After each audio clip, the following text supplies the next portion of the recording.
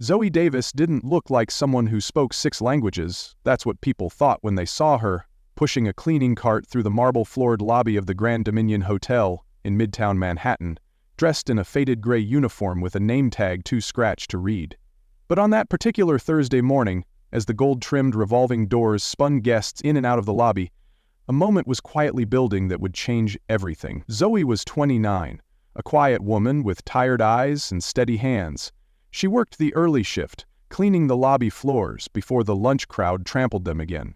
No one ever really looked at her. They just walked past. Phone calls, suitcases, coffee orders flying in every direction. And she didn't mind. Most days, being invisible was easier than being judged. She had once dreamed of being a linguist at the United Nations. She had a framed degree in applied linguistics from Georgetown back home in her apartment, sitting between a cracked photo of her mother and a letter of rejection from the University of Amsterdam, the 12th one. Zoe kept applying anyway. That morning, as she wiped the base of a gold pillar, her phone buzzed in her apron pocket. She froze. The rule was clear: no phones during shift hours. Manager Jordan Clive had made that very clear, especially for back-of-house staff, but she recognized the number. Amsterdam, the admissions office. She took a deep breath, slipped behind a column near the potted orchids, and whispered, "Zoe Davis speaking." The voice on the other end answered in perfect Dutch. Zoe's reply was instant, her accent flawless, her tone smooth. It was like she had transformed. No longer the cleaning lady. She was a professional, speaking on an academic level about her thesis and her motivation letter, using industry-specific terms most people in the room wouldn't understand even in English. She didn't notice that the hum of the lobby had quieted, but someone had noticed her. Standing 10 feet away, coffee in hand, was Miles Redford, billionaire CEO and owner of the Grand Dominion chain. He wasn't alone. Next to him stood Jordan Clive, her direct manager, watching with narrowed eyes. Zoe turned, still on the phone. She locked eyes with them, her throat dried instantly. "Thank you, Professor." "Ik zal het laten bevestigen," she whispered and hung up, her fingers trembling. "Davis, my office, now." Clive's voice echoed across the lobby. She didn't even look at Redford again, just lowered her head, pushed her cart toward the staff elevator, and swallowed the panic rising in her chest. The basement office smelled of cheap air freshener and old paperwork. Zoe stood silently as Clive shut the door behind them. "You know the policy. No phones, especially not out where guests can see you. What were you speaking? French?" "Dutch," Zoe answered before she could stop herself. Clive sneered. "Whatever. What matters is that the owner saw you goofing off like some call center girl in front of our VIPs. You embarrassed this entire hotel." Zoe's fists clenched, but she said nothing. "You're reassigned to the convention bathrooms for the next 3 months, he continued. "Maybe you can speak all the Dutch you want in there without ruining the hotel's image." Zoe didn't reply. She just nodded once and left the office, with her dignity cracked but still intact. That night, in the shared apartment she rented with 2 nurses, Zoe sat staring at the diploma on the wall. 6 years of working below her qualifications. 6 years of watching front desk staff with high school diplomas get promoted to operations, while her applications were lost or not a good fit. She knew why. She'd always known. She was a black woman with a name that didn't sound elite. She didn't wear heels. She didn't look the part. And even when she spoke perfect Dutch or Mandarin, people assumed she was making it up. She was tired, but not broken. The next morning, she reported early to her new assignment, the convention center restrooms, determined to keep her head high. At 10:17, IMing. The lobby phone rang. The receptionist, eyes wide, called out, "Zoe Davis, HR wants to see you upstairs." Zoe had never been to the top floor of the Grand Dominion Hotel. The executive offices were a world apart from where she usually worked. High ceilings, art on the walls, frosted glass conference rooms. The elevator ride felt like a journey to a different planet. She kept her eyes low, clutching her cleaning gloves in one hand like a shield. The HR director, a woman named Evelyn Shaw, greeted her at the glass door with an unreadable expression. "Mr. Redford has requested to meet with you," she said simply. Zoe blinked. "The owner? Follow me." The office was massive. Floor-to-ceiling windows overlooked the skyline, designer furniture, and behind a wide walnut desk sat Miles Redford, the man who had seen her speak Dutch the day before. He looked up from a file. "Miss Davis, please, have a seat." Zoe obeyed, still unsure whether she was about to be fired or publicly scolded again. Her palms were sweating. "I asked for your file last night," Redford said, tapping the folder in front of him. "Graduated from Georgetown with honors. Major in applied linguistics. Fluent in, let's see, Dutch, Mandarin, French, Spanish, Arabic, and Yoruba." Zoe said nothing. "You've worked here for 6 years. Applied for 12 different positions within our International Guest Services Department, all denied." Still, she said nothing. She just stared at the floor. "I reviewed the emails," Redford continued. "You were told your resume was never received, that your background didn't align with the brand voice. That's corporate code, by the way." He paused. "I'm not proud of what I've found." Zoe looked up slowly. "Why am I here, sir?" Redford leaned forward. "Because yesterday you answered a phone call in Dutch with perfect fluency, something I've paid outside contractors thousands to do poorly. And I started asking myself, how many people like you are hiding in plain sight at my hotels, cleaning bathrooms, serving food, taking out trash, while people with far less skill make the decisions?" Zoe's eyes began to sting. "I want you to serve as temporary international relations coordinator for this weekend's trade conference," Redford said. "It starts tomorrow. Delegates from China, the Netherlands, and Morocco. We need someone fluent in at least 3 of those languages. That's you." Zoe blinked. "You want me to translate?" "I want you to lead the international team for the event. Salary starts at $5,000, 0 cents a week. You'll report directly to me." It took everything in Zoe not to burst into tears. "Why me?" she asked, almost whispering. "Because you're qualified, because I trust what I heard, and because I have a growing suspicion that my company is sitting on top of a buried gold mine of talent that's never been given a chance." He handed her a folder with the title badge and event access card inside. "You start now." 3 hours later, Zoe walked through the executive floor again. This time in a tailored blazer, her old uniform gone. The card around her neck read, "Zoe Davis, International Relations Coordinator. Access, all areas." As she exited the elevator, someone gasped. It was Jordan Clive. He stood frozen, holding a clipboard. "What? What are you doing up here?" Zoe stopped, looked him dead in the eye.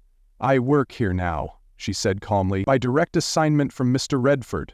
He blinked. "That's impossible. You don't have the qualifications." "Georgetown, 6 languages. HR's had my resume for 6 years," she said, still calm. "I guess they just didn't pass it along." Clive's face drained of color. Zoe walked past him without another word. By evening she was in the VIP conference suite, reviewing welcome documents.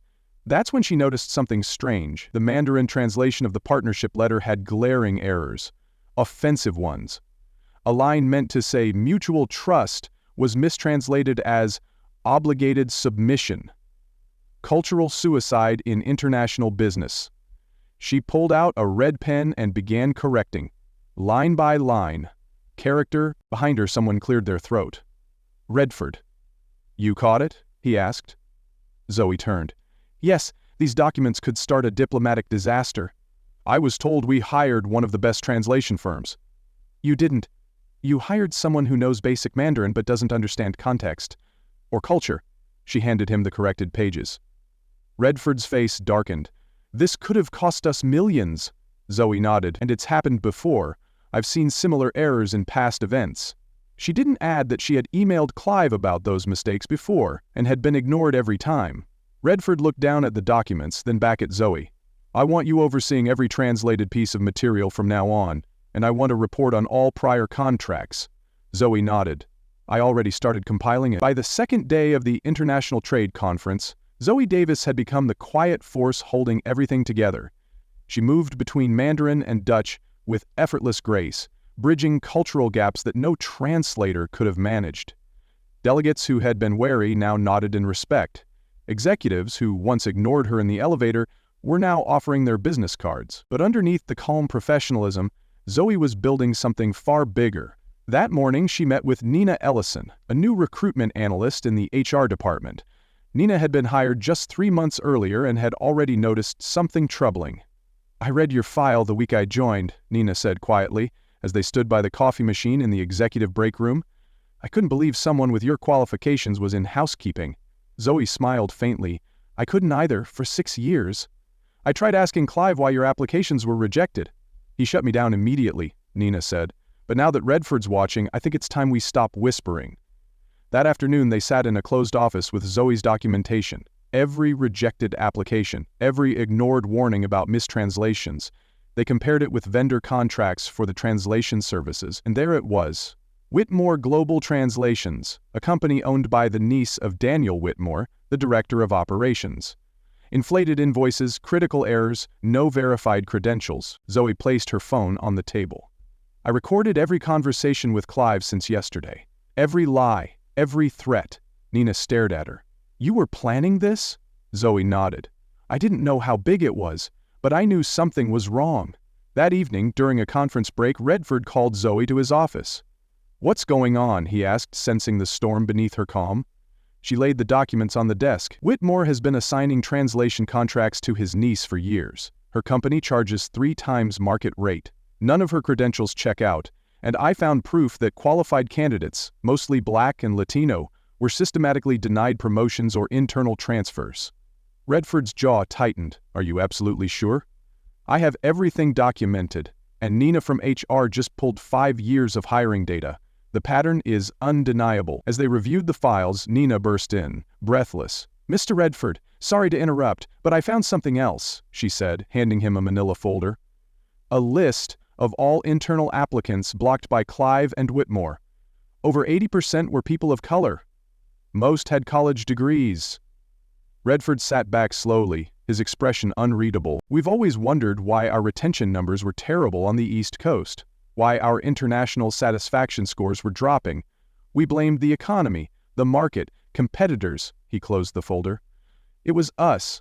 Just then the door opened. Daniel Whitmore stepped in without knocking. The Dutch delegation wants final approval on the documents, he said briskly. I assume Johnson has it covered. Zoe didn't speak. Redford rose from his chair and walked slowly to close the office door behind Whitmore. Then he turned. Daniel, he said evenly. I'm looking at $50,000, 0 cents in translation invoices paid to a company that submitted error-ridden documents, while a Georgetown-trained linguist with 6 languages was cleaning our bathrooms. Whitmore laughed nervously. That's ridiculous. We hire professionals. Your niece has 0 verified credentials. The certification from Beijing Language University? Fake. We checked. Whitmore's smile disappeared. You think some maid is going to bring down my department? He spat. You're nothing, Zoe. A cleaner who thinks she can outsmart people who actually matter. Zoe didn't flinch. Dr. Zoe Davis, she said softly. With 6 peer-reviewed publications in applied linguistics. All of them were in your HR files. Redford didn't even raise his voice. I've called an emergency board meeting in 1 hour. You're expected to tender your resignation before then. If not, we go public with everything. You can't be serious, Redmore snapped. Because of this? Redford's stare hardened. Choose your next words very carefully, Whitmore stormed out. An hour later, the Grand Dominion Executive Auditorium was packed. All managers, directors, and department heads had been summoned. In the front row sat the Dutch and Chinese executives, curious and confused. Redford stepped onto the stage with Zoe at his side. Today, he began, we are not talking about hospitality or business growth. He clicked the remote. A screen lit up with charts and names. For years, this company has quietly implemented hiring and promotion practices that shut out highly qualified candidates based on race, gender, or background. At the same time, inflated contracts were awarded to unverified vendors connected to senior staff. The room was dead silent. Zoe Davis, who many of you knew only as a cleaning staff member, saved this company from a diplomatic disaster this week. She corrected critical errors that could have cost us millions. She also uncovered evidence of a system designed to silence and ignore people like her. He paused. As of today, Daniel Whitmore is terminated for cause. Jordan Clive is suspended pending further investigation, and a full audit of all hiring and promotion decisions over the past 5 years begins immediately. Several in the crowd gasped. Others applauded quietly, especially from the back rows, where the housekeeping staff sat together, some wiping away tears. And finally, Redford said, turning towards Zoe, I am proud to announce that Dr. Zoe Davis is our new Global Director of Multilingual Operations and Internal Communications. The room erupted. Zoe stood, stunned for a second, then walked to the front, her steps steady.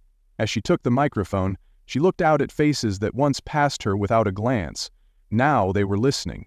6 months later, the skyline of New York shimmered beyond the glass walls of Zoe Davis's office on the 35th floor. A polished plaque beside the door now read, "Dr. Zoe Davis, Vice President of High Diversity and Global Communications."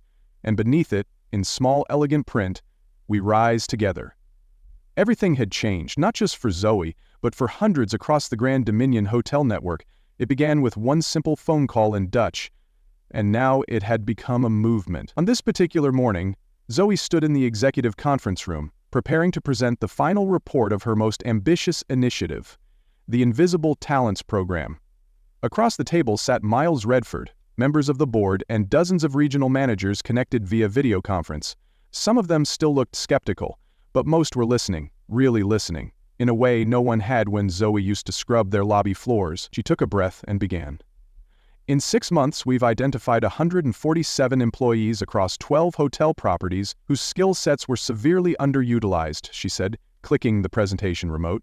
"These include fluency in foreign languages, degrees in finance, certifications in IT, and leadership training, all hidden beneath uniforms and job titles that didn't match their potential." The chart behind her shifted to data. 83% of those employees were Black, Latino, or first-generation immigrants. 60% were women, over 40% held bachelor's degrees or higher, and, what's more important, Zoe continued, is the result. Since reassigning talent to roles that reflect their actual qualifications, we've seen outsourced translation costs drop by 78%, guest satisfaction scores rise by 42%, employee retention at an all-time high. Miles Redford nodded, visibly moved.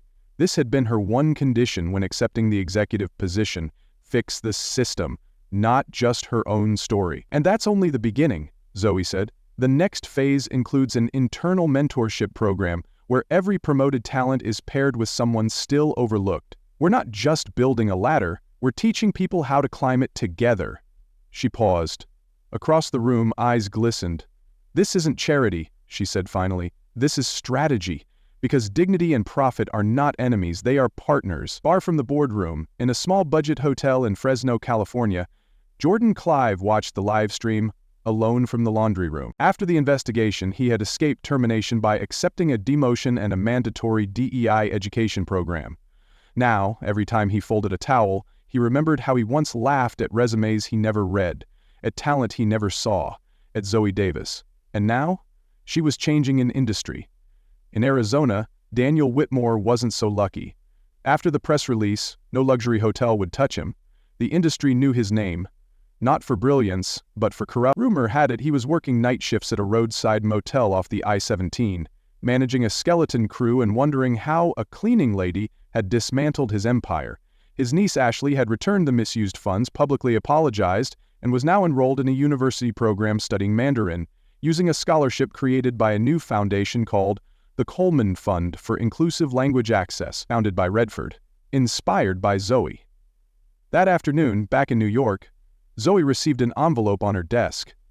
Inside was a letter from the University of Amsterdam, offering her a position as visiting professor in their linguistics and social justice program. Attached was a postcard from Professor Van Houten, the man who had placed that fateful call months earlier. "Your voice shook an empire," he wrote. "Now teach the world how." Zoe smiled quietly and placed the postcard beside a framed photo of her mother. Later that evening, she stood before a small crowd in the hotel's central hall, the same lobby where she'd once been scolded for answering a call. Now, she was launching a scholarship fund for hotel employees and their children, financed in part by her new salary and matched by the company. The first recipient? The teenage daughter of one of her former housekeeping co-workers, a girl who dreamed of studying hotel management. As applause filled the room, Zoe stepped back and let the young girl speak. She didn't need the spotlight. Her victory was never about proving her worth. It was about ensuring no one like her had to fight so hard just to be seen. The final scene came hours later, when the building had gone quiet. Zoe stood alone, looking out over Manhattan. She picked up the phone and dialed her mother's old number, now disconnected but still memorized. "I did it, Mama," she whispered. "You were right. even when they don't see us. We are never invisible. She hung up slowly. Outside, the city glowed, not with noise, but with the quiet light of change. How many Zoes are scrubbing floors in your workplace, unseen and underestimated? What might change if we looked again, not at uniforms, but at potential? Comment below if this story moved you, and share it with someone who needs to be reminded. Dignity doesn't come from titles. It comes from truth.